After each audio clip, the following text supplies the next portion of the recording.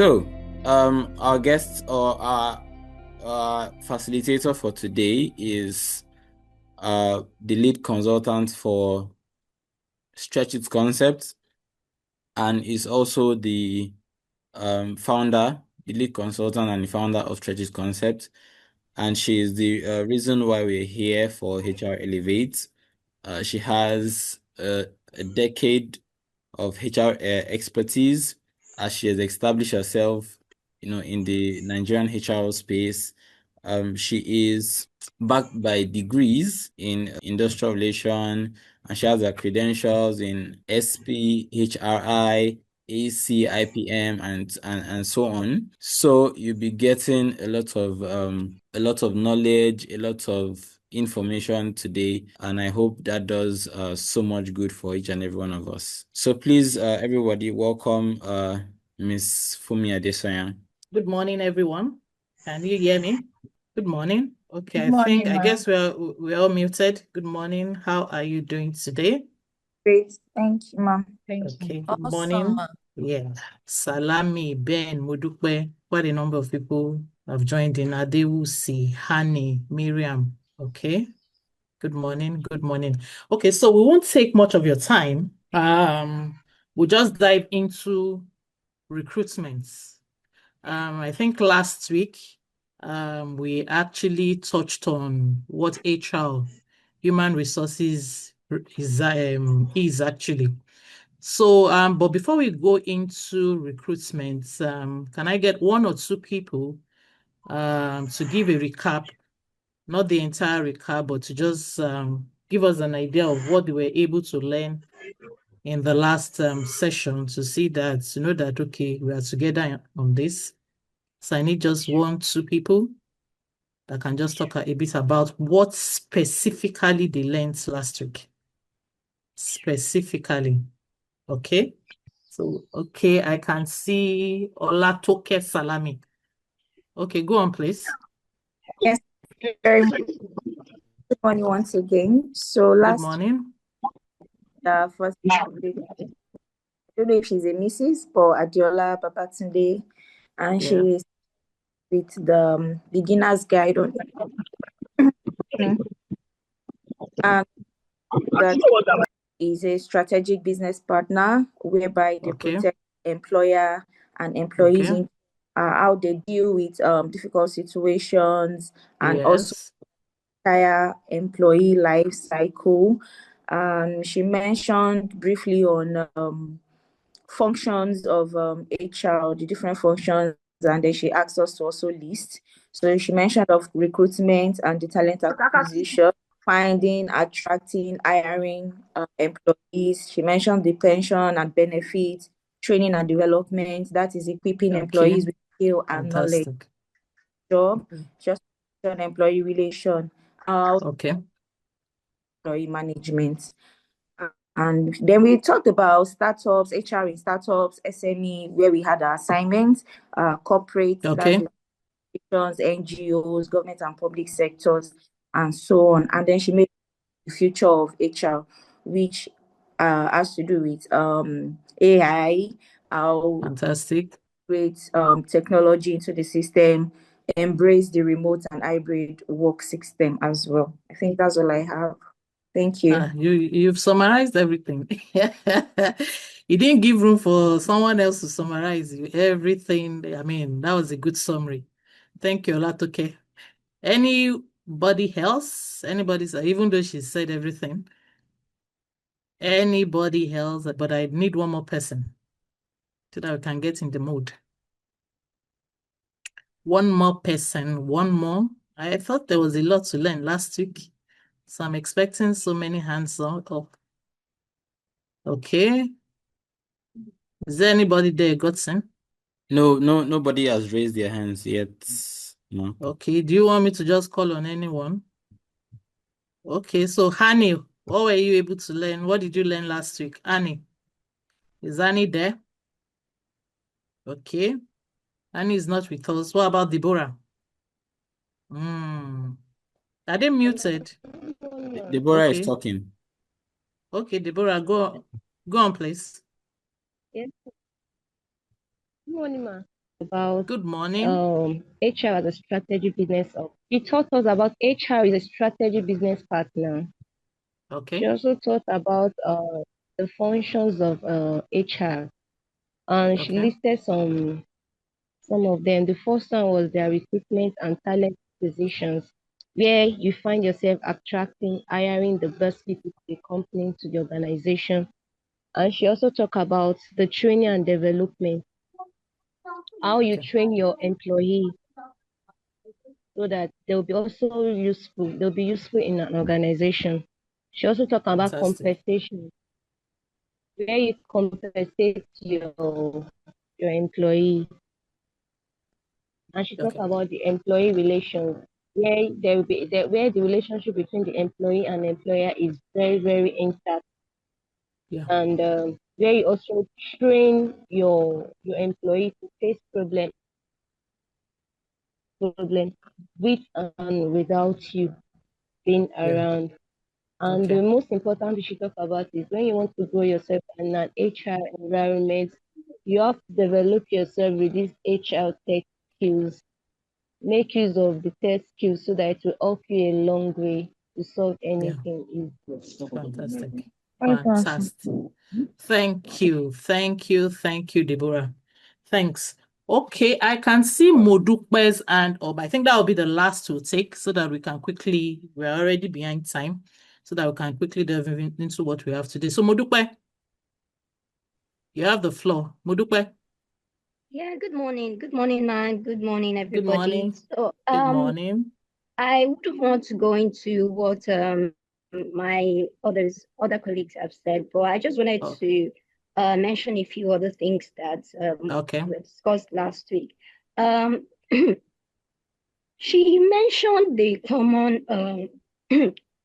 excuse me, I have a flu. She mentioned Oh, common so challenges for new HR professionals. She listed a few of them and also gave us tips on how to overcome them. Some of them were information overload, confidentiality and ethics, okay. handling difficult conversations, and the rest of Okay. them.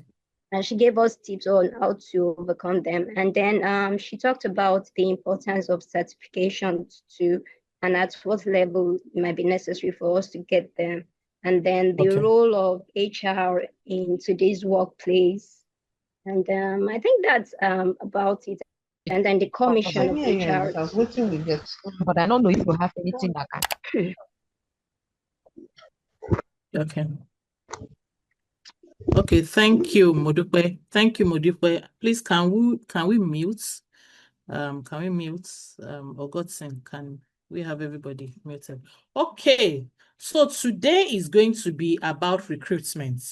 We just wanted to set the stage for, what HR. We want to believe that almost everybody on this platform is an HR enthusiast, someone who is looking to go into the HR space. And I think one or two, because I've seen the projects that we did, I think one or two of us also already have some kind of HR experience and probably just want to know more about it. And one of the reasons why we decided to do this free training really is because we realized that people actually need some kind of additional soft skills, especially new graduates that are still trying to get into the workforce. So this may be a space where they want to play in, and we just wanted to set the ground for this space, so that you have an idea of what HR is, and you can then decide if you really want to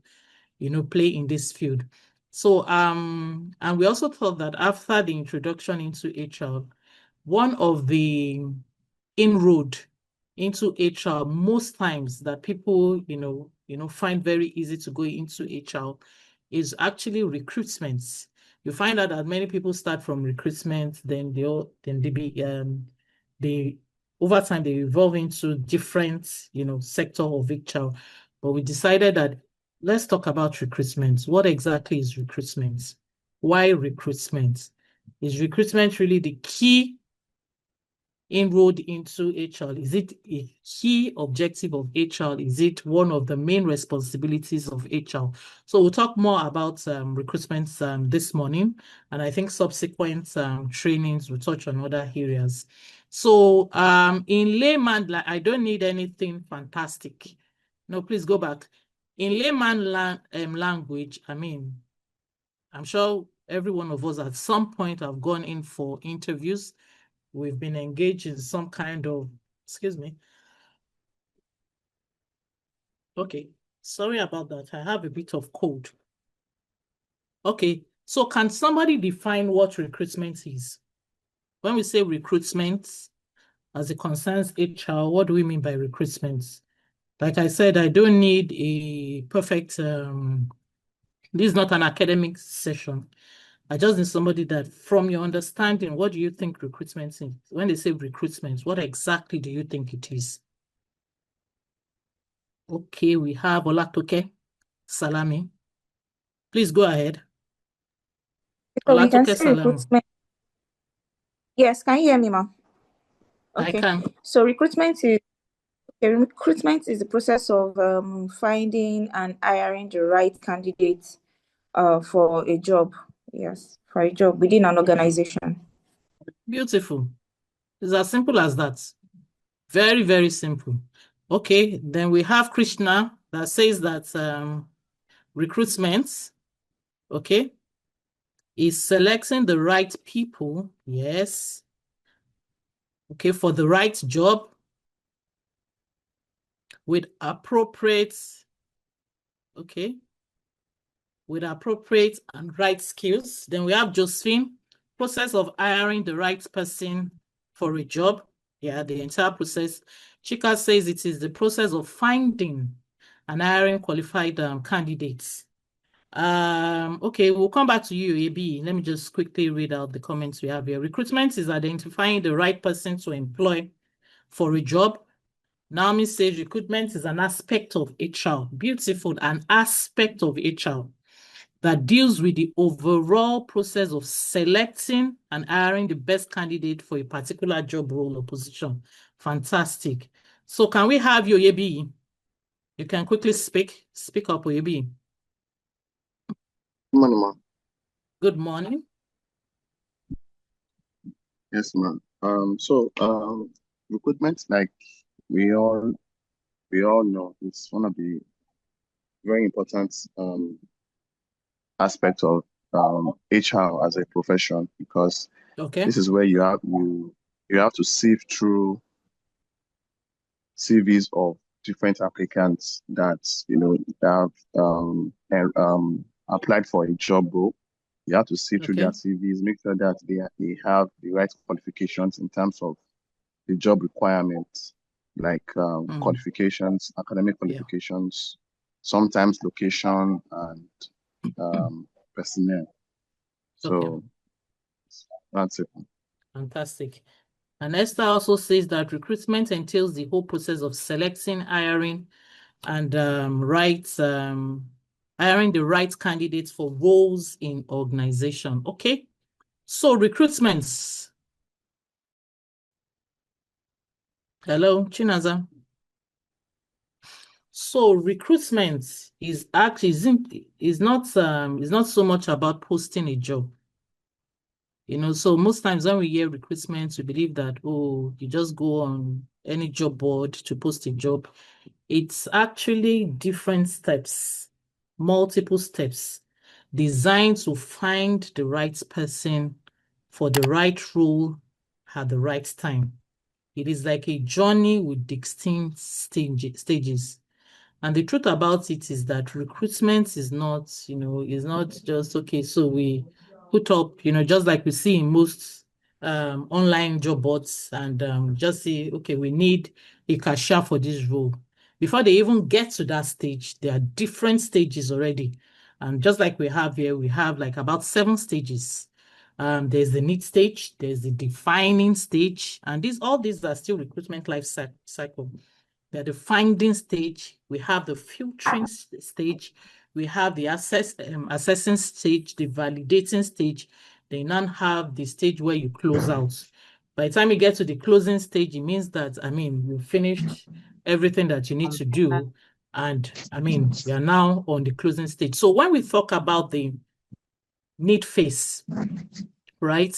I'm just going to draw up a scenario where you work. So for example, you work in an office and you have different departments in the office. You have maybe the sales department, you have the finance department, you have the HR department, you have the operations department. I mean, you have different departments like that. And you need to hire someone in your department. So what would normally happen is, can we mute, please? What would normally happen is, you see the department head in that particular department, which can be called maybe a line manager in that department, reach out to HR to say that we have some kind of skill gap that we need to fill in, let's say, marketing departments, and we need somebody to come in. You know, in small organizations, what they will do is the HR will say, okay, so what do you need? And they just drop a JD, a job description. And the next thing, no, go back to the first slide. And the next thing is, and they just quickly put up the post. But the ideal thing to do exactly is the line manager or the department head actually understands what they need, whatever gap that needs to be filled there. An HR person, and that sometimes we miss it up. An HR person cannot really understand exactly what they need. So what you need to do as an department head is to try and draw up like a JD. Try and draw it up to say that, okay, what are the things that you need? And that's why we come to the need phase. So it now comes to, okay, so what kind of skills are you looking for? What knowledge are you looking for? Okay, what kind of experience? Do you need somebody in this experience? Do you need somebody, that has worked for like 5-10 years? So in the need assessment, you now begin to put everything down. And that's how they come about a JD, really. Because now you begin to define what the duty of the prospective candidates is going to be. Okay, so what responsibility really do we want filled in this area? What knowledge? What ability? Do you understand? What ability? At that stage of the need phase, the HR will then help, because most times these thoughts, the line manager may not be able to articulate the thoughts. We just give you an idea of what they need. It can even draw up a JD to you, but when it then comes to the HR table, what you need to do is to now look at it and say that, okay, so how do I put this together to be able to attract the right candidates? Because if you come up with your analysis and it doesn't attract the kind of candidates you're looking for, you can have what we call recruitment error. The person will come in and will not be able to fill that role. Let me give you a classical, and most times I noticed from experience that companies even miss it at this stage. And sometimes when they outsource the recruitment services to an external consultant, you just find out that they are unable to fill that role. So there's a classical example of an HR manager that is needed in a company, and they wrote the JD. And because at that point in time, they just deployed a new HRS system.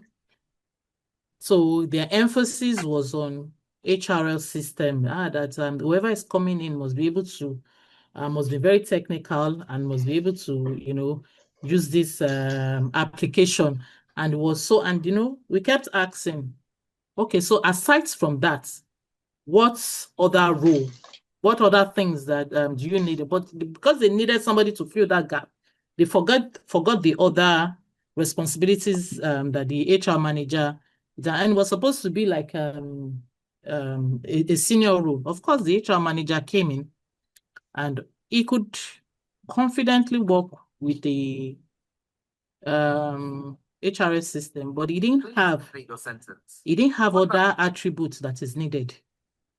And so within 1 month, 2 months, they started having problems because it could not deliver on some other basic things, but it could do that. But they also needed the other areas. And so what has happened is there's been a recruitment error. And when there's a recruitment error is not just that you brought in somebody and the person, that means you're losing money, you're losing time. You're losing money in the sense that it's not even the fund in hiring a new person, is the time value of because right now they can't hire, they have roles to fit, but this guy cannot do the job. Why? Because in drawing up their JD, in drawing up their needs, they were unable to articulate what they want. And I would not even call it articulation. I would say that I would say that they were lazy in actually taking time. They knew what they wanted, but just because they needed somebody, a new software had come in, they needed somebody. So sometimes you don't even blame, the recruitment agency, or you don't even know, you just find out that there's a big error even from the company, coming from the department, then to the HR. And that's why HR needs to be very careful. Even if your department comes to you, and this part is very, very, because from this part, if you miss it, all the other stages are just useless. You will get to the end of the stage and realize that you've made an error, then you have to come back again. And the time you waste within this time, sometimes to fill roles now, you would agree with me, to fill roles now is now very cumbersome. You want to fill a particular role and you have hundreds of CVs and you still don't have somebody that is able to fill that role, don't have the capacity to fill the role. So it means that it will take you another few weeks to be able to. So I, as an HR, because we are practitioners as far as I'm concerned now, as an HR practitioner, you should ensure that as you are getting the brief from the department, you are also refining the brief. After refining it, you send it back to the department. Does this capture every single thing you want in this position? Does it capture everything? If it doesn't, can you put in, just make some edits on it and send it back to me before you then go out and post job or start even interviewing. So the job analysis phase, which is the need phase, is very, very important. Okay, so we have the JD, which I've briefly spoken about. The JD most times, and I'm sure we've seen JD so many times, the JD most times is just a written document that outlines the responsibilities, the duties, the tasks of a role. So you have a JD. The JD tells you, okay, this is what you're going to be doing. These are your duties. These are your responsibilities. Some of the JDs also have your key performance indicators. That means even though you'll be doing all of this, these are the key areas that we're going to measure you on. That's the performance management. Some people, their JD has as much as that. So that when you're looking at your JD, you already understand that, okay, this is what is expected of me, but this is some of the key areas that I need to pay attention to. These are the main key areas that I need to work on. So it outlines the responsibilities. It outlines the tasks that you'll be and some JDs would also tell you that, okay, we need this kind of for example, you want to hire for, and before I even go into that, HR is meant to be very versatile. Versatile in the sense that when you're going to be hiring, you're not just going to be hiring for a particular role. So for example, you work in a construction company and you have different departments in the construction company and your own department is HR admin. It means that in as much as, you are in the business angle, you need to understand what the company is doing as a business. So their business is real estate, their business is construction. It means that if it's construction, you're going to have the likes of maybe civil engineer, building engineers, architects, project manager. And if you're going to have all of that, there's some level of technicalities that is involved. So even if you're a business-minded person, you need to know what the organization does. You need to be versed in what the organization does, so that even when you're interviewing, because most first stage, you'll be involved in the first stages before you then move on to the different stages of but at the initial stage, you need to be sure of what you're looking for. And so I tell people that you have to be quite brilliant and you have to be quite smart to know a bit about everything. You have to be vast.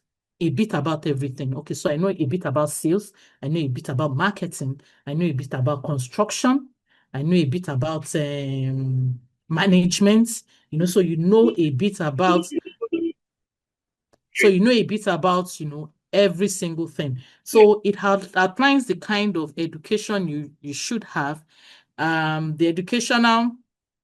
educational background for sales and marketing can't be the same educational background for architectural. So for example, you want to hire for a sales manager, you're looking for somebody that did accounting in school. You're looking for somebody that did marketing in school. You're looking for things like that. If it is in terms of experience, depending on the stages, right? Depending on the stages, you may want, there are different levels. You have the junior level, you have the mid-level, you have the senior management level, then there's the C-suite. In terms of experience, you would understand. Most times, even the line manager may not tell you the number of years of experience, but based on what they are required to do, you're able to think, okay, so for this role, what we should be looking at is about 5 years experience. Yeah, maybe 5 years, 5 to 7 years experience. And sometimes you see people go as far as not just 5 to 7 years experience. They'll tell you specifically. You'll see in some of the job posting that you've found out, we need 5 to 7 years experience in human resources, in the sales department. Some people will tell you that they just need 5 to 7 years experience, but some will tell you that they need 7 years work experience. And at the same time, but in that 7 years work experience, we need you to have worked in management for 3 years. So it depends on what you need. Then the kind of skills that there are soft skills, there are hard skills. If it's for architecture, you can say, oh, I need the person to be able to use Lumion. I need the person to be able to use AutoCAD 3. You try as much as possible to be detailed. If you are not detailed in your JD, you will miss it. And most times you just find out that you keep interviewing and interviewing, but you're not getting the right candidate. Not because the right candidates are not out there. It is because the JD that you have put out, the job description that you have put out, does not capture the kind of skill set you are. So they are seeing it, they read the JD, and an average person that is very experienced, right, is looking at the JD and say, well, I can't apply for this job, it's below my level. But maybe that is not, so that means you've lost the people that you're targeting. So your JD should be able, at all costs, be able to target the kind of candidates you're looking for, right? And most times, okay, so what is HR role in this? Like I've mentioned, it is writing very clear, attractive, legally compliant JD. Attractive means that you want to attract people to your company. And so even in writing JD, what you will do is you will sell your company. You are looking for people to come and buy into your company. So you tell them, oh, Stretch It concept is the best place you can work.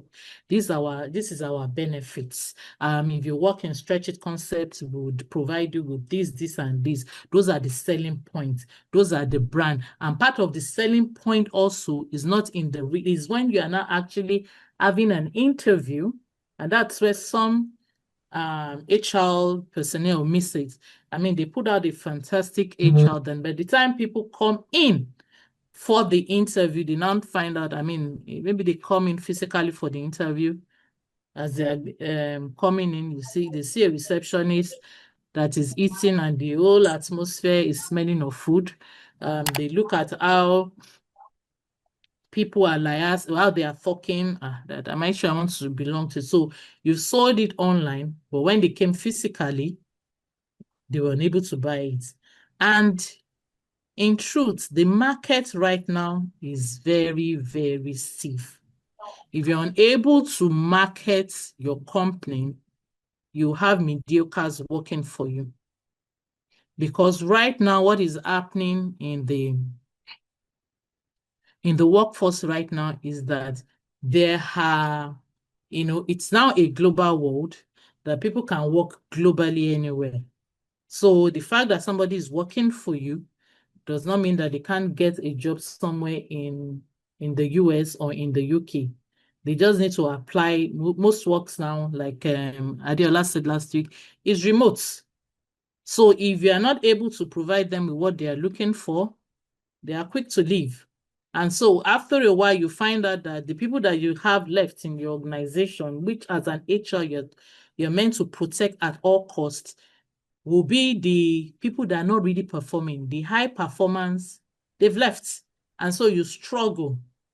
And what you're supposed to use one personnel for, you are having to hire like four personnels to do one personnel job. And so you're paying 4 salaries as against one. Why? Because that one person that you should have kept has left for another organization. And the people out here, the young people, the Gen Z, like they say, and it's not just the Gen Z.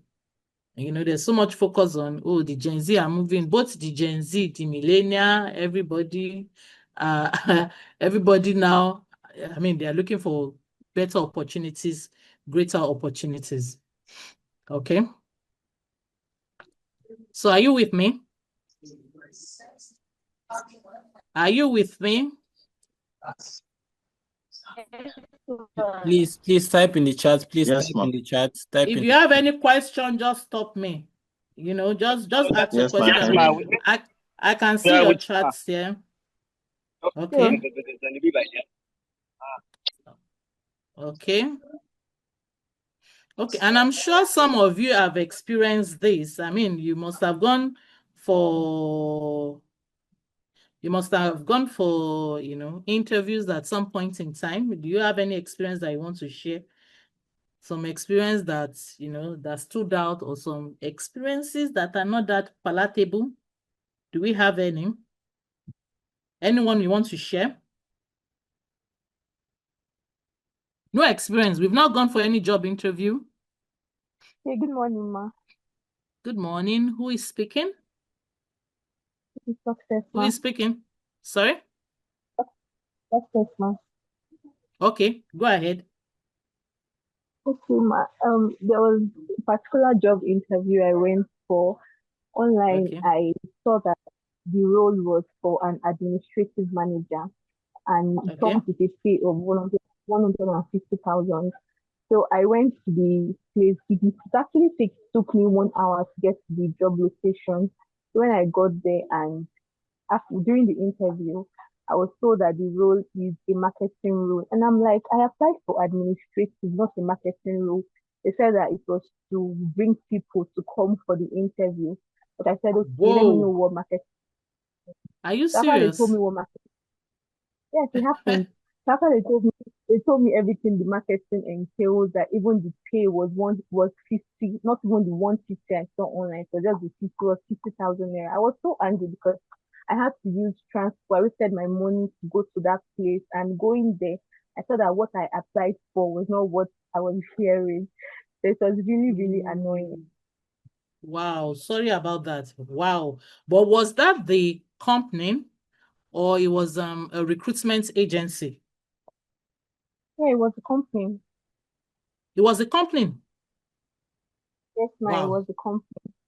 It's something similar, Look at the post that has been making rounds now of this young chap, Pella, that says he needs 2 people to, I don't know if people, I think it was yesterday, need 2 people to, to be holding camera, and he needs a master's, Yes, ma'am. a master's holder, and he's going to pay them 500,000. And I think so many people went for that interview, and I think it was a cruise.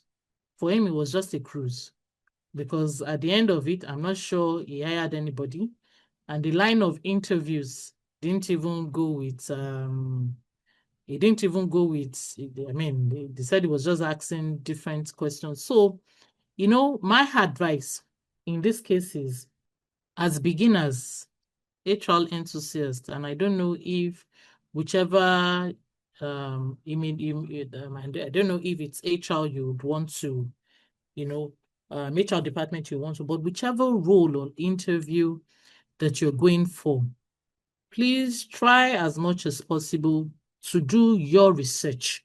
Do a bit of research. There are so many scams out there. And even some, they lure people, they'll tell them to come. And I get it sometimes on my text message. I didn't apply for anything. They don't even know who I am. And they send a message, that you've been offered this job. Please come to so address. And it's just a text message. Then they put the name of a company that cannot even be traced. They don't have a website, and some people go in there and they get into trouble.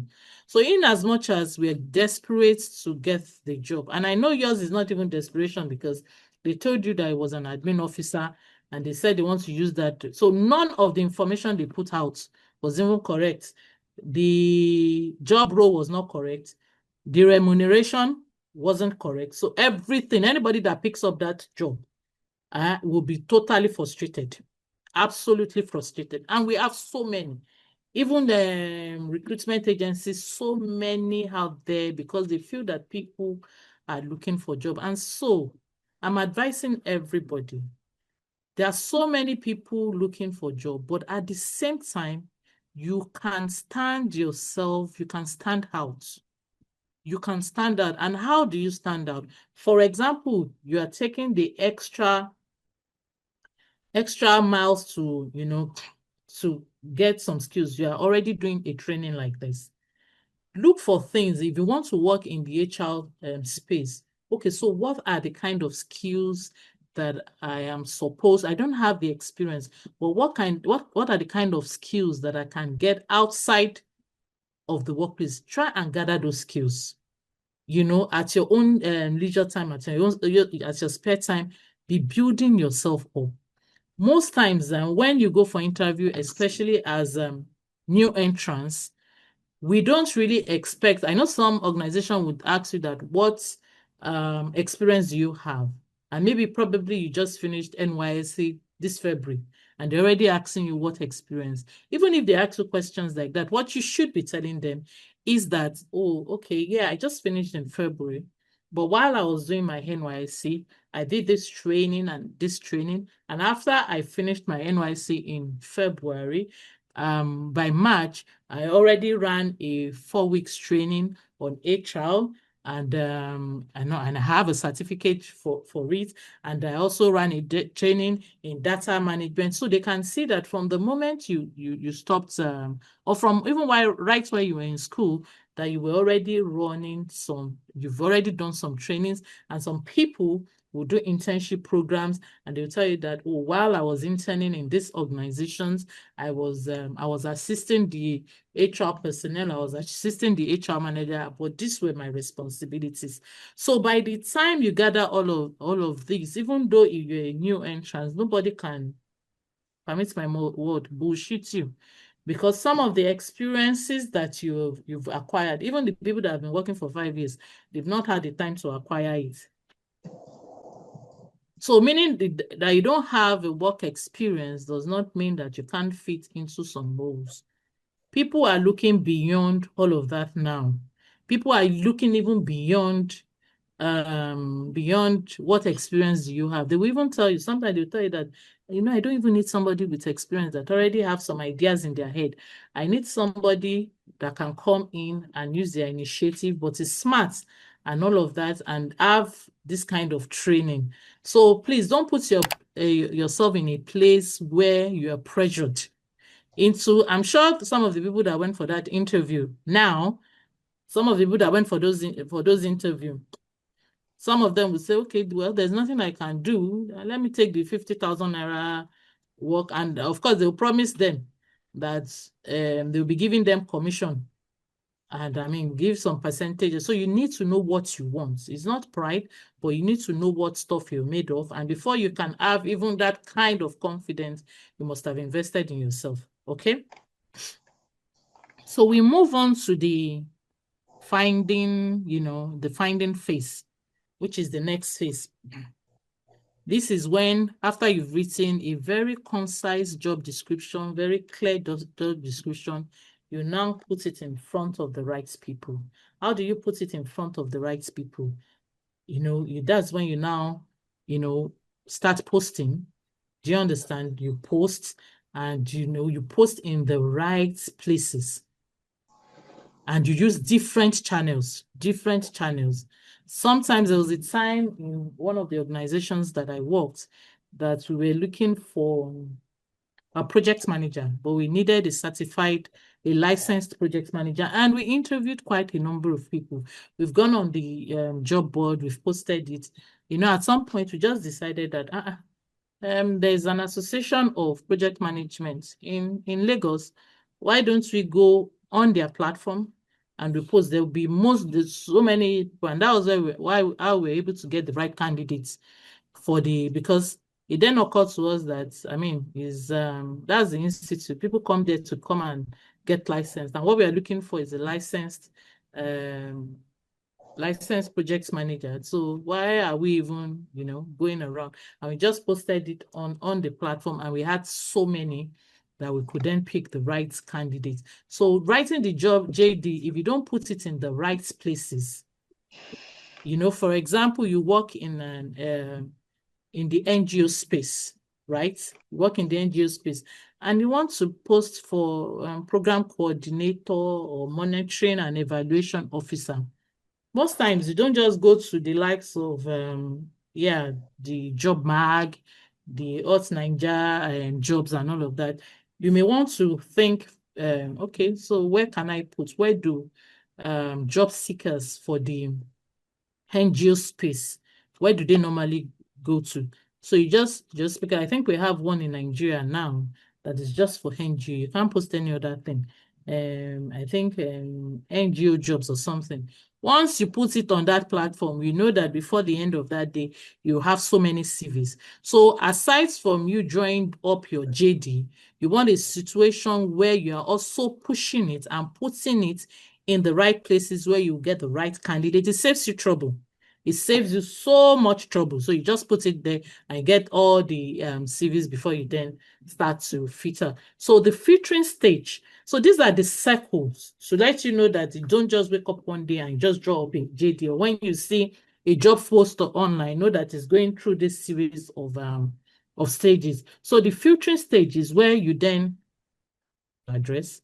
Some you would ask them that they click on a link, it takes them to the website of the company, and so they can apply on that, so you get it directly. And there are some platforms that, for example, like Jobberman.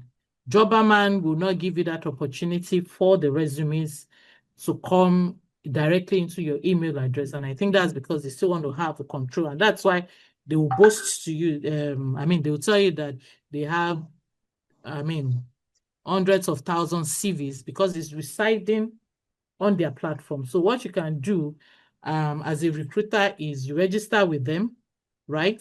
Once you register with them and you post a job, it goes into their dashboard.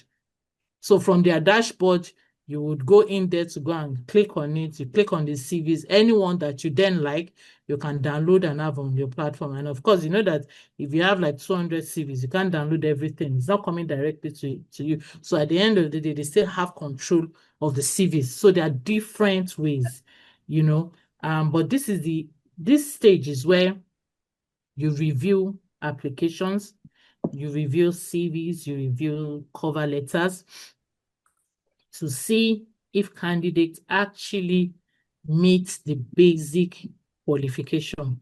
And this is just on the surface. Okay, so we want to recruit. I'm looking for 5 years experience. Does he have 5 years experience? Okay, yes. I'm looking for somebody that has a degree in business management and all of that. Does he or she has business management? Oh, yes. I'm looking for a master holder. Does this person have an MBA? Yes. So you do the basic. It doesn't mean that the person has qualified. It doesn't mean the candidate has qualified. It only means that they have met the basic qualification. So that's when that's the screening stage, that's the shortlisting stage. Then you then move on to the assessing phase, where you then assess, the CVs that you have shortlisted, right? So you have the CVs. Okay, these are the ones that have met our specifications. These are the ones that have met the requirement, the basic requirements. But at this stage, most times you find out that you drop from, even if you shortlisted at least maybe like 10 CVs, at this stage you also reduce them to like 5, because you now do further structuring to see that, okay, do they actually meet with the main requirements at this stage. So for the assessing phase, you evaluate the candidate's abilities, their background, their personality, their cultural fit. And how do you do that? It is at this stage that you then schedule interviews. You participate in interviews. You ensure a fair and consistent. So this is where you now schedule the interview. The interviewers are there. You send out interview dates, invites to the candidates that, okay, come in for the interview. And you now ensure that, whatever process that you're using, to gauge or to measure these candidates are consistent. Sometimes they are not consistent. We have 2 types of interviewing phase, where we have the structured and the unstructured. The structured is a situation where we say that we're interviewing for sales management. You already have your list of questions, right? So what you ask candidate A is what you would ask candidate B, and you have an interview sheet where, everything, you give them scores and all of that. But there are some that are just open-minded. Some interviews are unstructured, where when you invite the candidate, it depends on the response of the candidate that will carry on the conversation. So you're asking in a structured one, maybe you ask, okay, so in this particular, when you were working in your last place of work, did you encounter any situation, right? Any situation where you had to argue with your line manager, and how did you handle that? So they ask candidate A, they ask candidate B and C. But in a structured one, as soon as you come in, the conversation will just change. You're not following the scripts. There's even no scripts. So you look at the candidate, you look at the resume, and you decide on that stage, on that, listen, okay, so based on the response of the candidate, you ask for the next one. And the disadvantage about that is you could end up being biased, because you may just like, oh, I like the way, so you're not able to actually, better based on the experience, but actually your question should be based on what you want, and based on, so most people try to follow the structured interview. Okay, please, if you have any questions, let me know. Okay, next slide, please. So after you've done that, you decide on the candidates that you want to go with. You decide if, okay, we've shortlisted these candidates, they've done the final interviews and all of that. So what next? We need to do the background checks. We need to do the background checks. We need to get their references. and you need to verify some informations. But it's always very funny this stage, because for the references, some people will tell you that they want to carry out that references even before the candidate resumes. Some organization will do that after the candidate has resumed. It depends on the policy of the organization. But what we found out is most candidates don't even want you reaching out for references when you've not, why do you want to? So there's so many controversy around that. Why do you want to reach out to my last employer when you've not offered me the job? And I have not, the moment you reach out to my employer, the employer would automatically know that I'm leaving, and I'll begin to have a big, difficult time with them. So why do you want to reach out? So some of these things, even when you go for an interview, you ask, okay, so your references, when are you going to reach out to? If they lay, and that's why most people now don't even put in details of their references, and our advice on that, they'll just say details of references, contacts for details of references. And the reason is because so that they don't go behind you to reach out to your references. Go back, please, to reach out to your references and take it, and from there. But for background checks, there are some organizations now that all they do is just background check. So once you hire and do all of that, you just go to them that, okay, I need you to do a background check on so that we just employed. These finance officers, they mainly do it for finance officers. I need you to have a background check of the educational qualification. I need a background check on his past place of work. There's a story. There's a story of an accountant, quite brilliant. Oh my God, quite brilliant. This guy could do anything and everything on Excel. That's the first person that I know that could use Excel maybe 90%. He could also use other accounting platform, but he utilized it. He was a very brilliant guy. However, he came in and he did transformation within a very short while. He was quick to do the transformation. But so for his references, according to the organization, then they will get a reference. They need a reference. They need a reference from your past place of work. They need one reference from your family. It was 3 references. They need a reference, 2 references from your past place of work and the immediate past place of work. And they need because the role was a finance role, and they need a reference from your family, which is always very easy. And so this guy packaged himself very well. He dropped the name of his references, and he also gave, I don't even know how he did it, but the reference letter went out. The reference letter came back in to tell you how criminal people can be. The reference letter came back in and it was filled, and everything was fine, and he had it in his file. Just some couple of months after, they realized that this guy was a fraud. And this is true life story. Young chap, promising chap, that it was a fraud, that it was actually forging signature, it was diverting funds, and it was doing all sorts.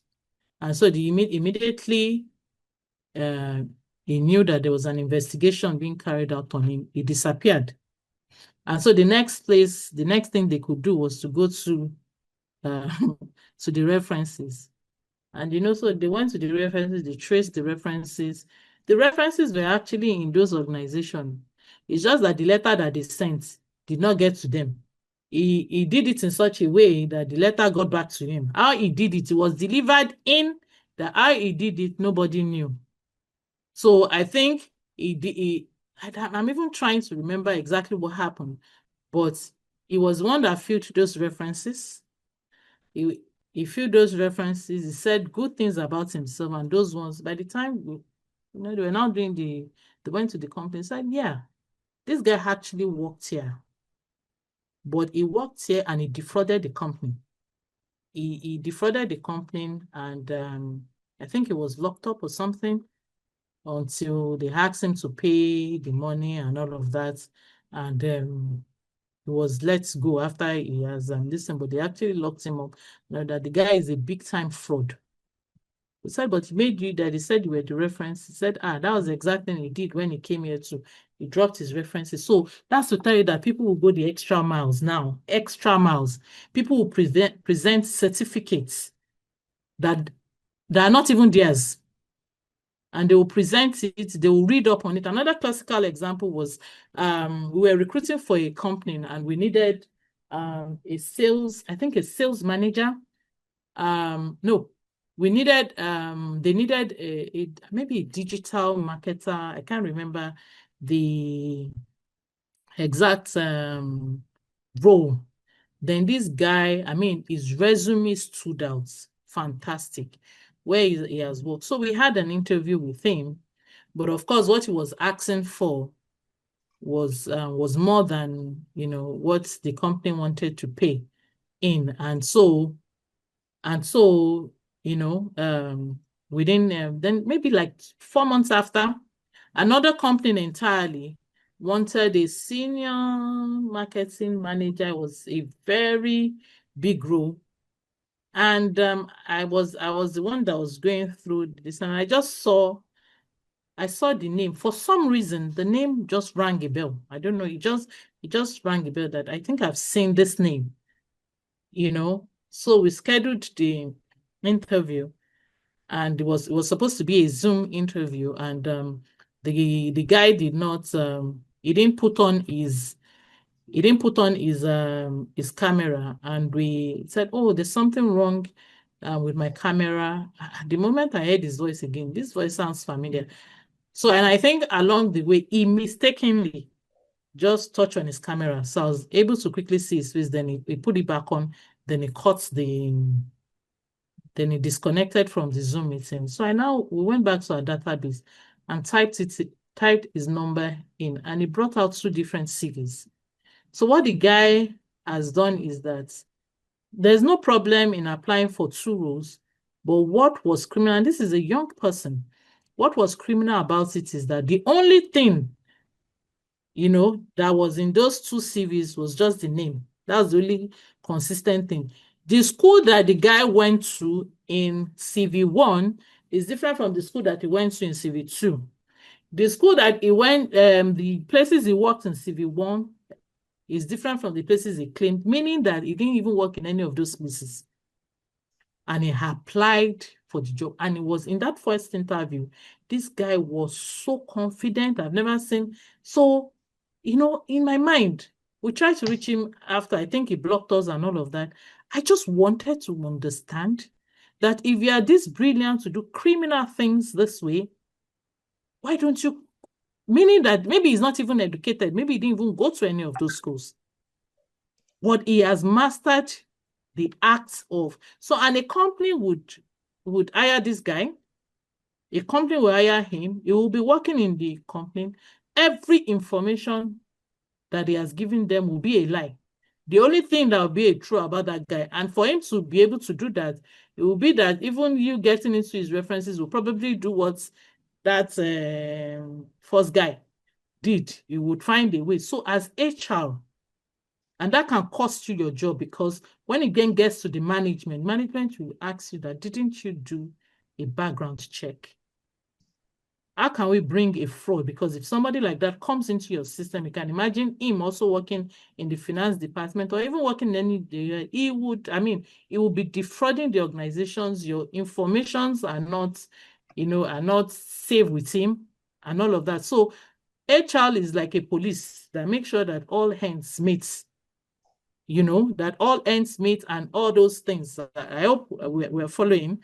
So our role is not just, we recruit, I post, I do. So when it gets to, validating information, please, if the organization is a big organization and they can afford engaging an external company to do this. So do a proper background check. Outsource your background check if it's a big organization. And the funny thing is the companies that do this background check are not that expensive. They are not they're not that expensive. It's just that people don't know that they exist. Give it to them. I need to be sure that this person finished from University of Lagos as indicated here. I need to know that he worked in this organization for so period. Find out the reason why he left the organization. Does it tally with the reason he mentions to us? Does he have any criminal history? With that, they go to police station. They told even the candidate to come and swear some kind of affidavit. I mean, just go that extra miles, especially for critical positions. Okay. So that finding stage, coordinate and conduct these checks. Ensure all your checks are done legally and ethically. In collecting these, you also need to be very careful to make sure that you don't step on people's rights. So that's why sometimes just give it to the background check. They know what to do. All right. Hello, Are you with me? Next slide, please. Salami is raising her hand. I don't know if that's a question. Yeah, please, let her go ahead, please. It's fine. Olatoke, please go ahead. Okay, thank you very much, ma'am. So it's to buttress your point on the background check and okay. Because I work as a background check analyst and I can fantastic. I can so relate with fantastic. And we just hear how long or the length candidates can go just to forge their credentials. It's a serious one. So I've had a case where I did an address verification for a client, and on getting to the address provided, it was just a plot of land, no building on it. Whoa, really? Wow. Things happen.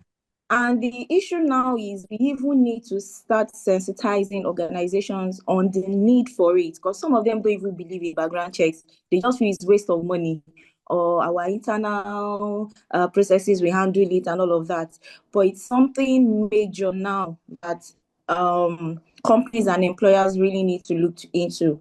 I also did a photo check. The schools wrote back on their letterhead, like the guy came in, but he didn't graduate. But the guy has a certificate, is parading around. So these things, I really understand what you're saying. And I was just getting like, really, these things are for real. The cases of candidates creating emails themselves so that you can send references to them and they treat themselves and all of those things. So it's very important to do. Probably that's what happens to that first guy. Maybe he just sent the email. Yes, to them because he will receive himself treat. So a lot of things that these candidates we do. You see a CV well tailored, but then it's just full of lies and deceit. So companies really need to embrace. Why do you think we have so much of that now? Because it's not even just the background check. There's just so much even in resumes, aside from the background check, they may even finish from those schools. But you find out that even people's responsibilities, job responsibilities, it's just especially because of the advent of I don't know, maybe they just generate CVs. And I mean, you're looking at it, you don't even know if this is generated, if this is what the person has said. Why do we think we have a lot of that now? Because it's very rampant and it's a big concern. Okay, for the CV, one of the, it might not be major, but one of the reasons would be, it could be pressure to present a well-equipped CV, pressure to impress your recruiter, pressure to impress the company you are applying to. Because most times these companies too, they present it like whatever it is they want is in your CV, not looking at your skill, your capabilities, your capacity, Yeah. your Yeah. edge, Yes. Yeah. the role. Because everybody can write anything in the CV, but even organizations are not helping. You dwell too much on what is written in and how the person perform on the job.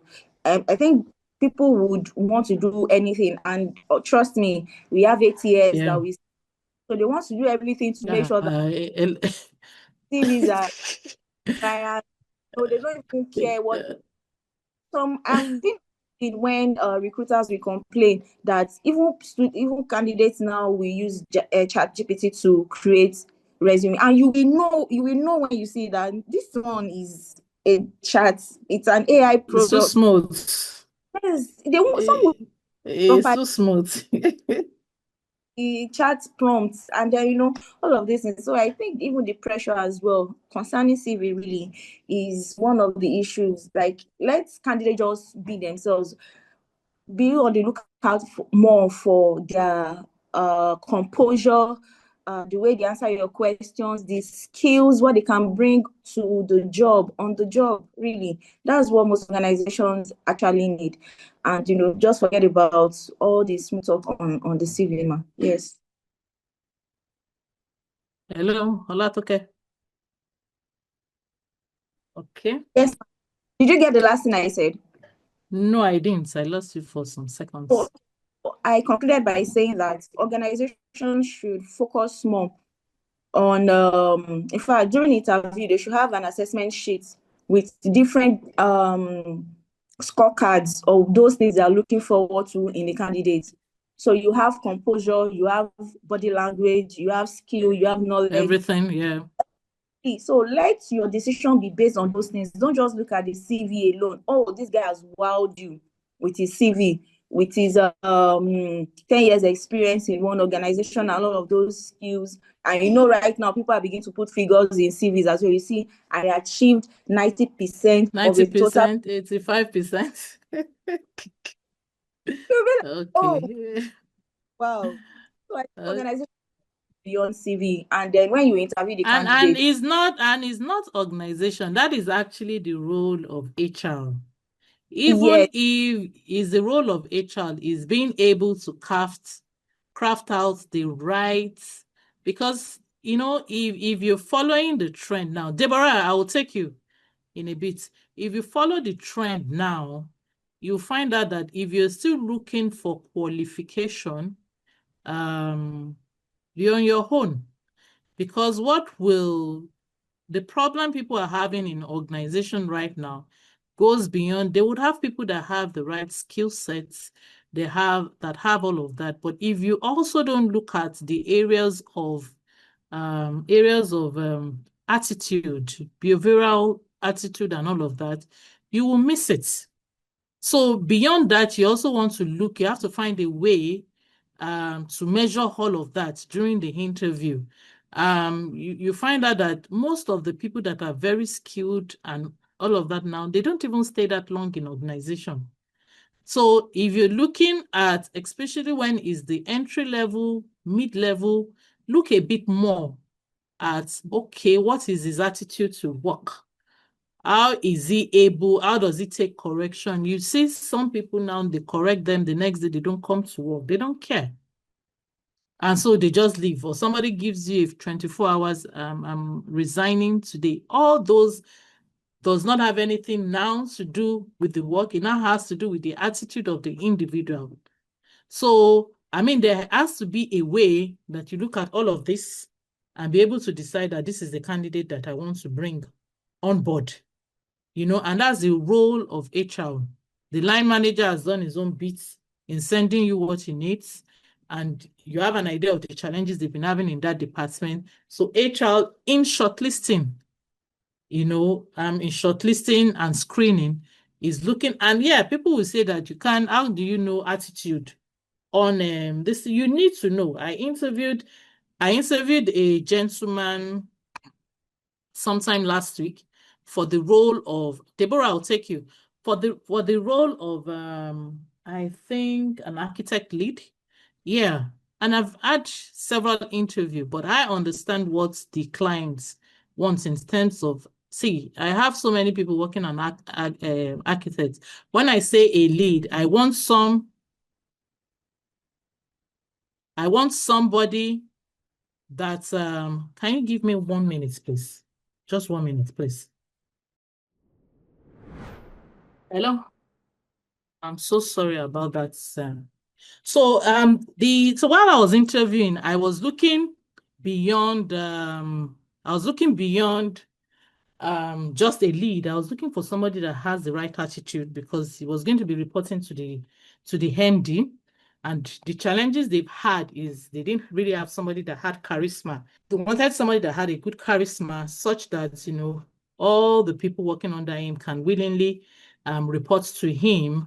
And they, you know, I mean, it just saves the MD some level of, so they report to him and he returns, in return reports to, you know, the MD. So I wasn't looking at the qualification because all the shortlisting we've done so far, we had the qualification intact, we had the experience intact, but it was just that added advantage that we needed.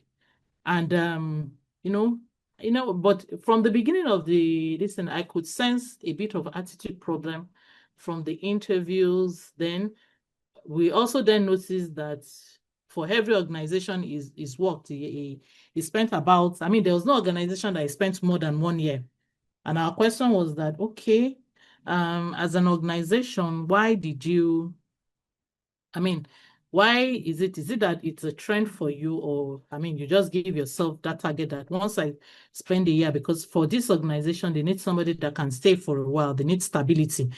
That, and I mean, his response was that, oh, okay, you know, and that he willingly left, that if he did not leave this organization, this was supposed to be a high level, if he did not leave this organization, that would I be here interviewing him? That it was because of his wealth of organization from the different organization, his shoulder is what attracted us to calling him. And that please, next time, when we want to have this kind of interview with him, he was one saying that can we have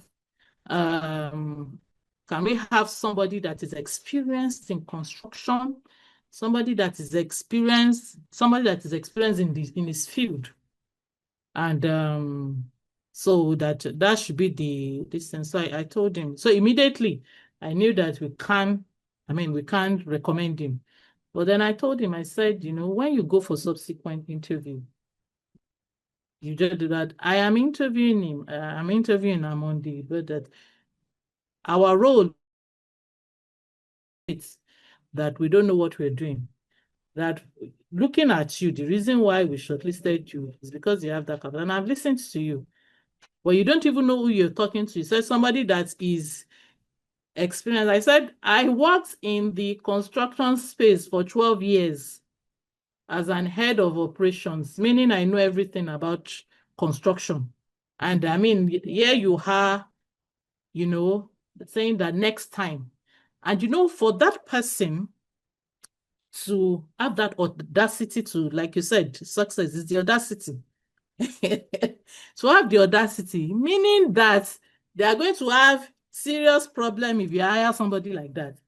And for all you care, maybe spending 1 year, it wasn't even the one resigning. Maybe they're asking him to leave because of this same attitude. Because this was even a virtual, and I can imagine if it was a one-on-one that you're even reading the body language more and all of that. So sometimes some roles are not about, and I think employers are beginning to see that you want somebody that is committed to your vision, that is committed to the objective of the organization, and that person may not necessarily come with the experience.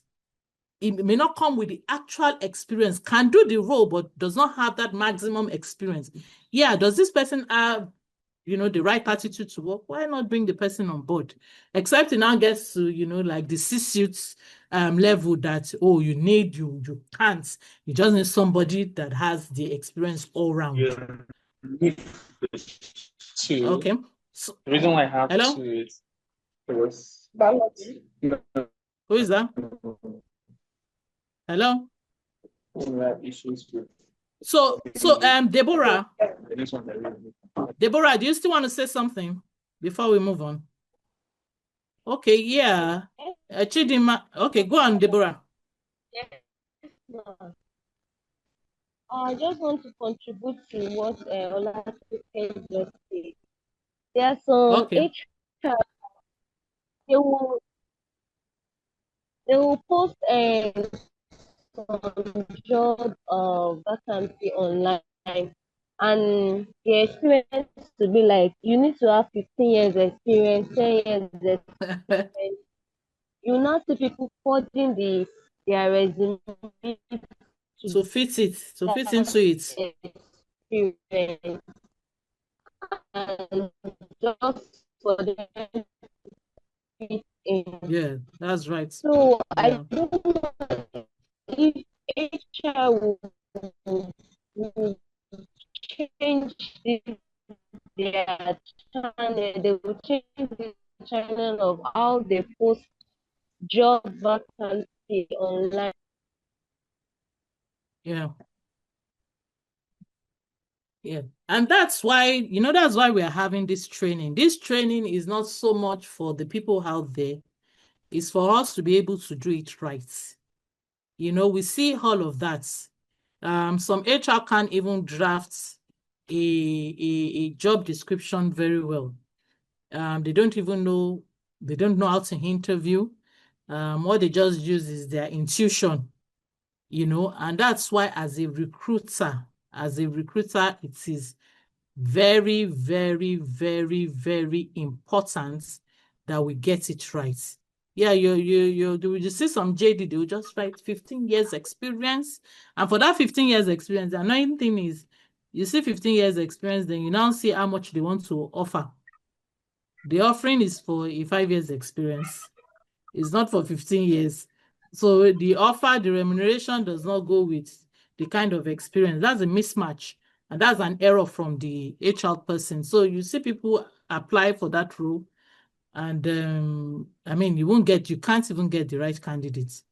Okay. Okay, so let's move on because it's almost 12.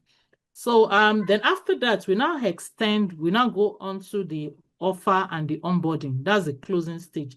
Okay, so you've been able to identify who your candidate is, but at the same time, I tell people, if you're not careful, you will do a fantastic job from phase 1 to phase 6. And once you may sit in phase 7, you already have a decline. So it is very possible that you have a fantastic candidate, but you start having problem when the candidate comes in. And what brings the problem is if you don't have a proper onboarding session or plan or orientation for that candidate. So the first 6 stages is as important as the onboarding. Is the offer stage. You first make the offer. You'd extend, before now you'd have discussed the salary and all of that. And then having discussed that, you give them the offer letter, they read the terms, and in the offer letter, make sure you have as much information as possible from your role to who the person will be reporting to, right? Okay, so it may be admin officer, you report to the admin manager. You've created the clarity on that level. So the person doesn't come in and is wondering who would listen. Also, some organizations also have a problem. We hired a candidate. Fantastic. we interviewed the candidate. That's the best we can get. I'm not sure. It would take a while before we can get a good candidate like that. And it was for like I think it was the senior sales manager or something. And we hired the guy. He was fantastic. And maybe 2 months into that, the company says, okay, that the guy has tendered his resignation letter. So we called the guy. What happened? He said, oh, that he loves his job and is not that he really wants to work. But he has gone beyond this stage, that when they brought him in, They told him that he'll be reporting to, I think, somebody ahead of him. But on getting in, he realizes that his reporting structure is not even well aligned. That sometimes it was just somebody that is like his senior, his junior, come to him to say that, okay, so I need this thing and I need it. And he asked, I don't report to you. You even in level, I mean, you should be reporting to me. We are not even in the same department and all of that. And that they said, well, that's it. And he struggled. He struggled because he didn't know who he was reporting to, who he was to take, and they lost the guy. The guy just immediately entered the first month. He knew that he wasn't going to stay. So within that first month, he was already looking for job. But according to the client, they said he was one of the best. But they don't know that they pushed him out. Why? Because they don't have a proper internal structure. So some of the structure that you will see, some of the structure that you in your formal letter, let them know who they are reporting to, right? Let them know who they are reporting to. Let it be clear. Their salary, the breakdown of their salary, how much is their basic salary, how much is, let all this, if there's any benefit, let it be there, the start date, whatever terms you want to, but make sure that the offer letter is as clear as possible. And some, even in the offer letter, they will put what their job description is. Some organizations don't, on resumption, they will just give you your JD so that you can see they'll give you your JD and your KPIs, which is your key performance indicator. Then once you come in from the first day, make sure that the onboarding is very clear, very, very clear. Introduce them to every member of the company, take them, somebody is already assigned to them. As a matter of fact, the new employee should have a template of what is onboarding is going to be. Day one, what would day one be? Day two, day three, if it's going to be a week onboarding, if it's going to be a 1 month onboarding, if the candidate is still going to be, let it be clear. You see, once it's clear, they are excited as they move in. But you see, when they get confused within the 1 week, once they are confused, I mean, they just, okay, so they just get tired easily. So you don't get that energy. So your onboarding process is very, very, very, very key. Very, very key.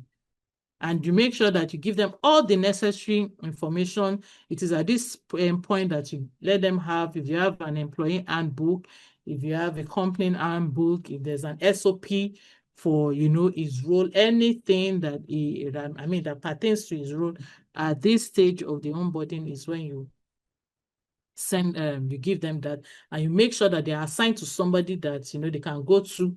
If there's any form of confusion or clarity, they go to this person to say that, oh, okay, so okay, so what do I do at this stage? Who do I meet for this? Where is the, just make sure that the onboarding is smooth. Once you get the onboarding right, I mean, half of your problem is so, but if you don't get the onboarding right, you'll find out that the candidate just is looking for another opportunity, just spends 1 or 2 months, and you'll be surprised, why is he leaving? And you carry out an exit interview, and they're telling you that, I just don't feel that there's a proper structure here. I don't feel that I belong to here. I belong to this place. There'll be different, that's for companies that carry out exit interview, which I would advise every company does. Okay, next slide, please. Okay, Amaka says that if there's a place, or maybe they need 15 years experience for the role, you shouldn't lie on your CV because you want the job. I think you can always keep the job. Yeah, that's integrity on your part. There has to be integrity. If they say 15 years or whatever years that they mention, even if they say 5 years, yeah, if you don't have 5 years experience, you don't have 5 years experience, meaning that you will struggle. Right? So if you don't have that years of experience that they say, don't apply for the job. If it's like 5 years experience and they say they need 5 years experience, and you feel you have maybe 4 years experience, put your 4 years experience in. You feel that you have 4 years experience and you can do all what the responsibility is. Just take your luck, just put the 4 years there to say that, 4 years experience, and send it in. And most times, if that's the case, I would advise that you also back it up with a cover letter or an application to say that, I mean, I'm applying for this role, even though it's a 5 years experience. I have so much experience in this, because I've worked in this. So that can help you to back it. But applying for a role that you don't have the number of experience, you will struggle. And it will not be nice. What you have just done is you've wasted their time, because at the end of the day, they will ask you to leave. So you've wasted their time. For you, you think that, oh, I have the job, but you've really wasted their time. And, whether I like it or not, it shows when you start the job. It shows 100%. So I think we've spoken on most of this. Effective, your marketing tool for talents. For talent right now, is how well you're able to write your JD. So if you're thinking recruitment, the number one key thing is how well you're able to draft your JD. How well, I mean, in your JD that you're posting, they are putting out, have some kind of company overview. And sometimes you may not get that if it's a recruitment agency that is handling those recruitments with you. You may not really get a fine description of the company, because they want to be discreet at this point.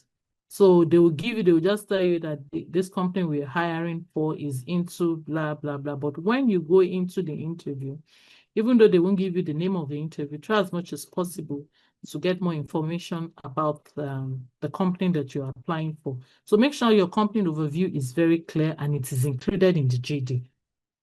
Not everybody is desperate for work. Somebody that has a fantastic work will not go and look for it. So what will sell to the person, right, is, how well you're able to write that JD. Go back to the first slide. How well you, to the previous slide, how well you're able to write that JD. Okay? So there be a role summary that I'll give you maybe like 2 or 3 to say that this role is the role of the account. This is an accounting role. And in this role, you will be expected to be in charge of management accounts. Your own accounting role may not be reconciliation. It may not be payables. It may not be, maybe for that role, what they want is somebody that can prepare management accounts. So make sure that the role summary is very, very clear. So the person says, okay, this is the summary of what I will be doing. Can I do it? Oh, no, I can't do it. And they let go, I mean, and if you want, it should be very clear. As an HR manager now, you are writing that, okay, no. As a HR, you are managing. So the terms that you use are very, very, if somebody, for example, is an admin assistant, for their JD, you have things like assist in the area of recruitment, but when your role is like the manager, you will say things like you should more like coordinate, meaning that you own it. You are the one that will coordinate it. Nobody is going to come and you will be asked to manage payroll, not that you'll be working alongside. You are managing it. It's your responsibility. So the terms that you use in starting, some of these are very, very key. Be specific and measurable, coordinates. Guys, sorry, she'll be joining us soon. I think she has a little network glitch. And I think a lot of people are having. Okay. Yeah. Okay, so some of the other things to attract the right candidates, it's having the right description as to the qualifications, the skills, and all of that. Also, sometimes you may need to include the benefits and the perks. I mean, okay, so are you going to be offering health insurance, pension? Pension is non-negotiable. It's statutory, actually, so it's not so much of perks. It's statutory. I mean, you should have pension. You should have health insurance, but any other benefits that you have, put it there, because you're trying to sell to the right candidates. And also some of the statements, I mean, you want to be sure that some people are comfortable in your organization, right? So some of the Chinas are just I mean, take it down and put it up again. I still can't see it from this end. I don't know why. So some of the things that would also be looking at is also the DEI. I'm sure we all know diversity, equity, and inclusion. We want to be sure that, you know, we have the right age. Outside the country, you don't have a situation where, I mean, in this part of the country, sometimes they would even put in there, only females should apply. Or female, they can sue you for that abroad. You are not meant to, I mean, you should not discriminate. Some will say that just so that they can have gender balance. If you want to have gender balance, it's fine, but don't put it in the JD that you put out, right? Don't include it. You just know that when you are sourcing, you are taking it out, but don't include it in what you're putting out. So make sure that, I mean, everybody feels comfortable, you know, within your workplace. So we have diverse. We are already on 12:05. So please, I would like to crave your indulgence. Can we try and end? And that's because we started late. Can we try and finish by 12:30? Is that okay? 12:30, so that we take 30 minutes extra. Is that okay? Okay, that's fine. So we just quickly round. Okay, so in terms of diverse channels to seek, you know, talents, you have different, and I'm sure most of you know this. You're already applying, or you're already even working. You're already working in the space. So you look for company. You can use your company careers page. Most websites will have careers. You know, sometimes maybe you want to apply to. So you have that area where they put careers. Some of them will post, you know, their job on those websites. I mean, you just click on it and you apply. Some do that. But the reason why most don't rely on that again, because you can only apply when you go to their page, as against having so many people applying from different platforms. So even when they use that, they also have their the job posted on different job boards. Some use professional networking sites like LinkedIn. LinkedIn is a very good site to use to advertise. I mean, so many people have received, especially if you want a job that is global. I mean, just go on LinkedIn, you see different opportunities online. Then some use online job boards. Those are the likes of Jobberman, Hot Nigeria Jobs, Job Mag. There are so many of them. So what most companies do is they'll put it on different websites. And you know, the funny thing is sometimes you don't need to even put it on different websites. Sometimes you will post some jobs and you post it on just one website. And you see people, I don't know how they do it. I think there's a system in which they are able to go into those different websites and they pick it up and everybody has it. So you may just post on Jobberman, but the next thing you see it on Indeed, you see it on Job, but you didn't put your post on there, but they're able to pick. So they will help you to circulate it. You don't have a problem. Just put it on one job board and you're fine. Then we have sometimes there's employee referral programs, which is a case where there's a job opening. Before they throw it out to the organizations, to throw it out to the public, they'll say, okay, do you have anybody that you think fits into this role? Okay, ask them to apply. So they will, or recommend them to HR. So you recommend, and from there, HR takes it up. And when they are not able to get people from that pool, then they can then open it to the public. And sometimes they would even, I mean, some roles, they will open it internally. They said, if you feel that you can fill this role, apply within. So you can decide to apply. They would interview you. If they feel that you fit into that, they will transfer you to that department and then fill the role that you're currently occupying. Then, like I mentioned earlier, the professional association, where you go on maybe ICANN board, you post in there, you go on the board of maybe CIPM, you post in there. So there are associations, you just post in there because you want to get the right pool. Then through social media, your social media pages, Instagram and the likes. Sometimes for fresh graduates, you see some companies, and all companies do that a lot. They will go into some schools, they will do job fairs Why? Because they want to pick the right candidates. They want to have a pool, a very clean pool, so they go straight to the school. So we also have how you source for sourcing tips for success. Diversify your channels. Don't rely on one channel. If you're, for example, you use the job board at the same time, you use your career page, at the same time, you use your social media, at the same time, you use professional platforms. So you know that, you have a wide stretch where you can pull different candidates for. Also build employer brand. Consistently promote your company as a great place to work. And not just promote it. Make sure that your company is actually a great place to work. If you promote it and they come in, people give reviews now.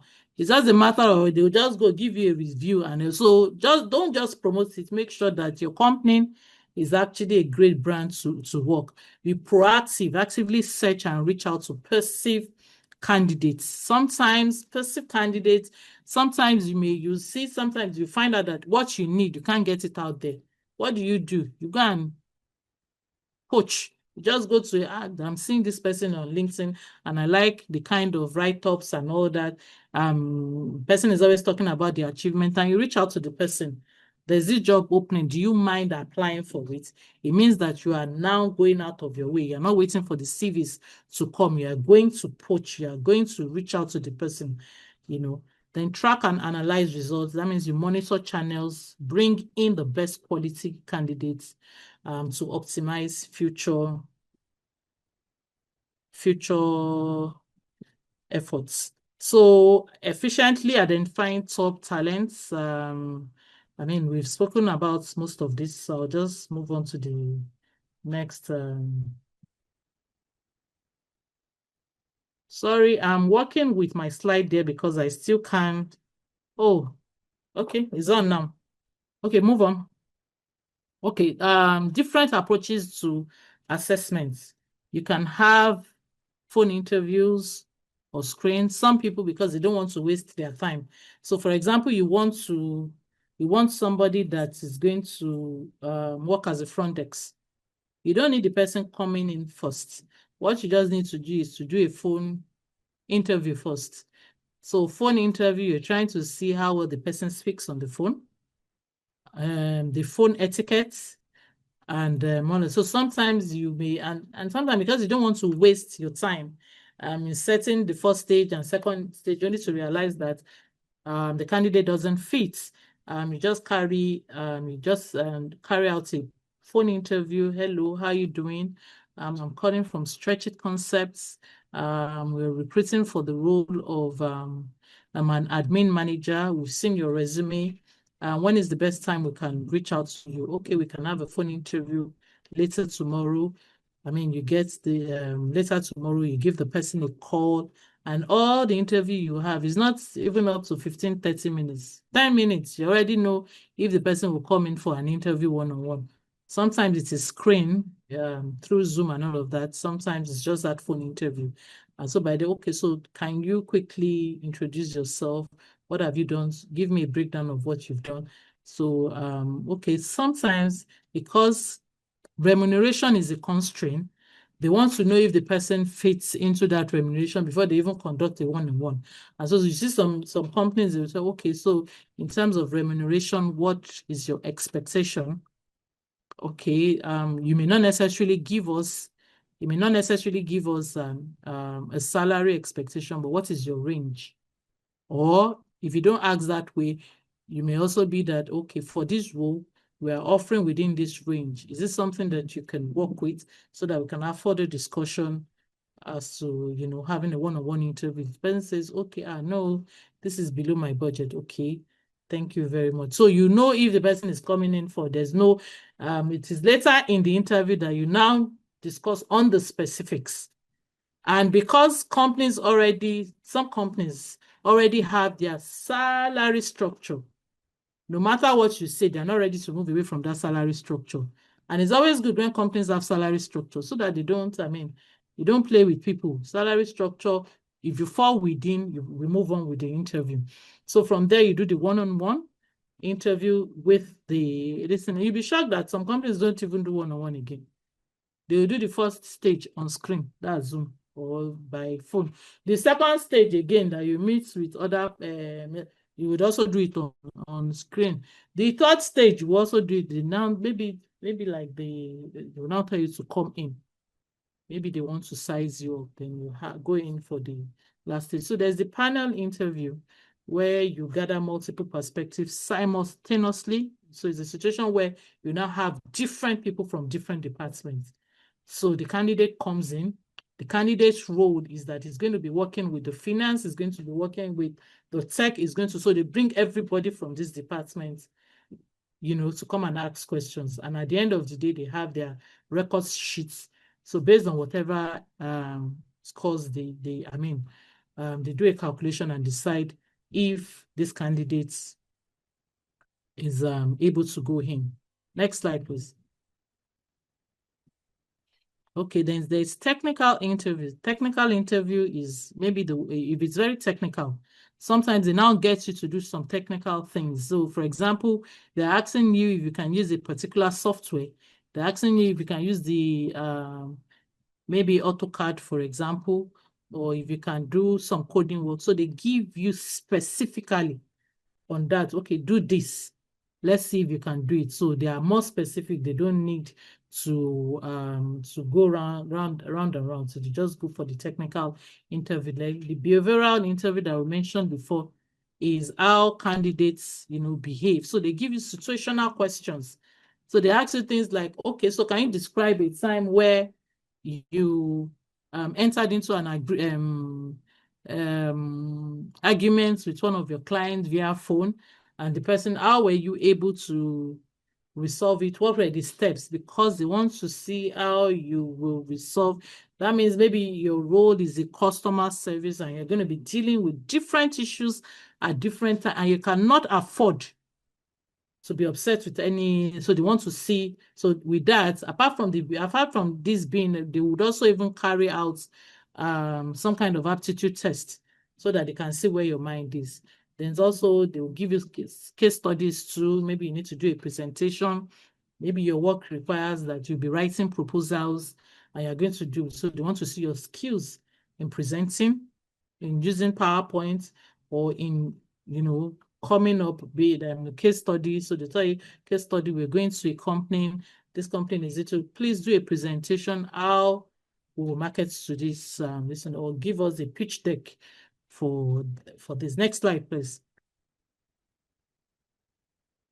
Then interview etiquette for interviewers. So that's for you. Make sure you're not, you're not caught unaware. You're the one sending out the interview invites, so you should be prepared. Make sure ahead of your interview, you review each candidate's CV. And you also know what the job description is thoroughly. Don't get, even if you have so many interviews, that you have to make sure that each candidate, you've already seen that review. So you have an idea of where your line of question, even if you have a structured question, you also want to have an idea of your line, how you're going to present it. Ensure that the interview space is tidy and it is private. Make sure you have your evaluation form for anybody that is on the panel so that they can record. Because if you don't, as they're interviewing, make sure you're scoring them and make sure you're putting in, what you think is on paper. So at the end of the day, when you're reviewing, you can, put a face to each of the evaluation form that you've filled. Then start with a positive welcome, be punctual, offer a warm greeting and handshake. Journalism, that's the interview etiquette. Avoid distraction, okay? Maintain good body language. Use a respectful, calm, and approach. No matter how anybody appears, make sure that you're respectful and you're calm. Even if the person is there to infuriate, just make sure you remain calm. Be active in listening and avoid interrupting when someone is speaking, except they are speaking too much. I need to cut them, but cut them off in a good manner. Then be impartial. Make sure that all candidates are treated very, equally and objectively. Don't look at how a candidate looks. Although that is very, very, sometimes you have that, you may want to go out of your comfort, but make sure that all candidates are treated equally, right? Be patient. Make sure you manage time. If you say 8 o'clock, it starts at 8 o'clock. And most times, if you have series of interviews, you want to say 8 to 8:30. Maybe give maybe like 10 minutes in between, then you have another interview. But make sure you stick to the time schedule so that you don't have people waiting. Conclude professionalism. Make sure conclude professionally. Then post-interview, complete evaluation immediately. Avoid public discussion of candidates. Don't know that after you start discussing in the open space. Can you imagine what this candidate said? No, that should be within the HR team. Whatever is going to be discussed should be discussed professionally after the interview, and come together and close the chapter. Ensure fairness, assessment, and maintain a positive employer brand. The recruitment tools. There are different recruitment tools. We have the ATS, which is the applicant tracking system. That's where you have all these HRS, where you have anything that has to do with recruitment. From passing, it helps to sort out, it helps to track, it helps to report.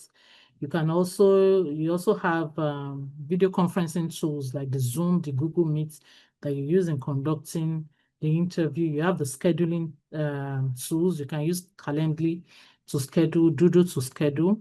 Google Forms that we are all aware of. Sometimes people send out, especially when you're applying through a company's website, they can just have like a Google form that they will ask you to fill, and on filling it, they will tell you you have an attachment area where they will tell you to click to attach the documents.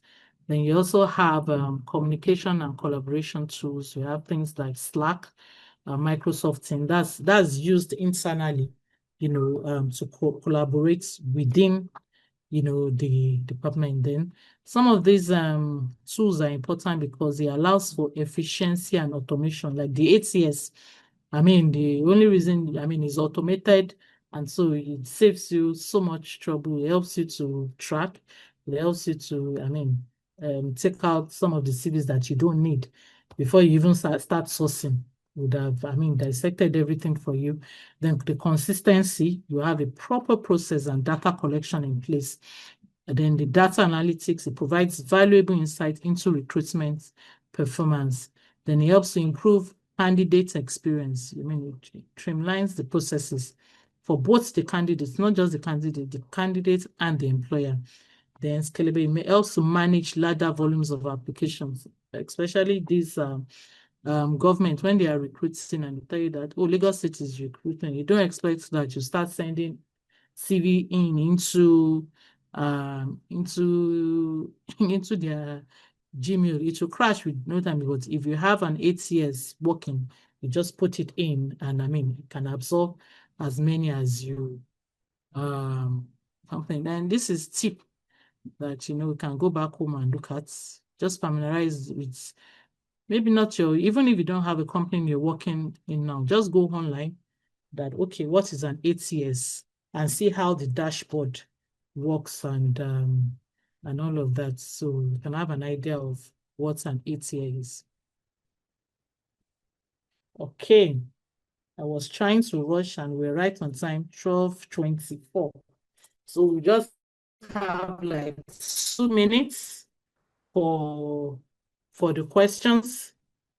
For any questions, then 12:30 on the dot, we will leave. Any questions? The floor is open. Hello, can you hear me? If you can hear me, just indicate. Hello? Yes. Any questions? Oh, okay. Okay, so Gotson, you can take over from here. Okay. I can see a message from Salami. Do you want to ask a question? Oh, just confirming that we could hear her. All right, okay. Okay. Please, is there any question before we round up? Any question? Okay, so I don't think we have any. Okay. Please, I want to ask a question. Okay. Hello, Please can go you hear ahead. me? Yeah, sure, you can go ahead. Yes, please. Okay, my question is this. How about a job whereby they did this thing, they advertise for an intern position, and then during an interview, they were asking you your experiences on that particular role. Let's say it's an HR intern position. So you applied, but in your CV, it clearly shows that you don't have the experience, but you were shortlisted. So my question now is that during that interview, if they ask you that particular question relating to that role, are you supposed to the job description, or you are supposed to answer them, like answer them with just maybe your own understanding of that particular question? Hello? Oh, sorry. I think let's see if she's back in. Okay, she's back in. Sorry, I think you have to ask your question again so she could hear you properly. Okay, my question is this. I said that, how about a job role or job description where they said is an intern position? Let's say it's a HR intern position, and you applied for it. Okay. In your CV, there is no prior experience of that HR role, but you were shortlisted. And during interviews, they ask you questions based on your experience in HR. Are you supposed to answer them based on how you understand it, or you are going to answer them telling them that you don't have the experience according to your CV? That's my question. Oh, okay. Thank you. Okay. Oyebi, yeah, you said you want to before I give my contribution. Can I go ahead, Oyebi? Okay, Oyebi. thank you, ma'am. I can hear you, ma'am. Thank you. Okay, go ahead. So based on the question you asked, I think Shina's okay. So first of all, my advice is, if you want to apply for any job role, make sure it's something that you have interest in. Make sure you have, because sometimes your interests can actually drive your passion for that job role. Because if you don't have interest in that job role, you might have issues with your deliverables. And what I want to give is a real life experience, because I had the first time I heard about Stretch It, I had it was an internship program, which I already had interest in HR before. And when I was speaking with the interviewer, she made me understand that you're looking for someone that has bit of experience in HR, and which, of course, I did not really have a lot of experience, but I already had some lessons. I took some lessons. I took some private lessons on my own. So I could speak to what she was actually expecting me to speak on, like the roles and other deliverables that I expected about HR personnel. So those were the things that were able to help me, boost my confidence when I was talking. So what I want to say in essence is, if you know you want to apply for any job, whether internship or anything, make sure you have interest. And before you apply, make sure you have, even if it's a background knowledge, even if it's at least know something about that job that the interviewer will be impressed to bring you on, even if you don't have full knowledge. Because if you have the basic knowledge, you have the background knowledge, you know what it is, then it won't be easy, it won't be hard for you to deliver when you're even given the job, or when you're onboarded as as a staff. So that's just it. Thank you so much, Adedayo. Okay, so yeah, I also understand what Chidinma, right? I hope I got the name correct. What Chidinma is, that at that point, what do you say when they say it's an internship role? And that's why ideally they're not supposed to ask what most times when they ask you that what experience, maybe it's not well crafted, what experience, they want to also know what you have done or what you're doing, which is part of what we're doing right now in terms of this training. So if you go for an interview like that, what you tell them is that, that's why I'm applying for this role. I'm an intern. I want to come and learn. However, whilst I was waiting for this opportunity, I've been able to run this program. So based on this program that I've done, I know about recruitment. I know about what HR as a role is. So by the time you're talking, at that point, most hiring manager or whoever is, what they want to see is the passion, because they understand that you don't have that experience, but they want, and that's what Adebayo was trying to say that, okay, were you able to display that passion? When they see that you're able to display that passion, they know that in time you will learn one or two things, and I mean, you'll be excited in that role. So yes, when you go in, you let them know you don't have any, I've not worked in a proper organization. However, I've taken training in this area. I've taken time to study in this area, and this is something that I really want to do. And, I'm very passionate about it. And that's why I've gone this extra miles to do this, to do that, and to do, so I think that's what you can do. Okay. And I hope that answers the question. Okay. Okay. So I guess we don't have, it's 12:33 already, Godson. Okay, so there are no other questions. So I am going to drop a link for feedbacks. If you have questions there, I will just take the questions. I'll just forward it to Ms. Adesanya. Then she could give responses to that, and I would share it, on the group if you have questions. So, thank you so much, everyone, that are here. Please, I would like each and every one of you to turn on your camera. We are supposed to take a, group photo. Please turn on your camera. Let's take a photo so that everyone will be featured on our social media. Please turn on your cameras. Please, please, please. Please turn on your cameras. Thank you. Thank you. All right. Amazing. All right. Okay. I think we have a majority of the people.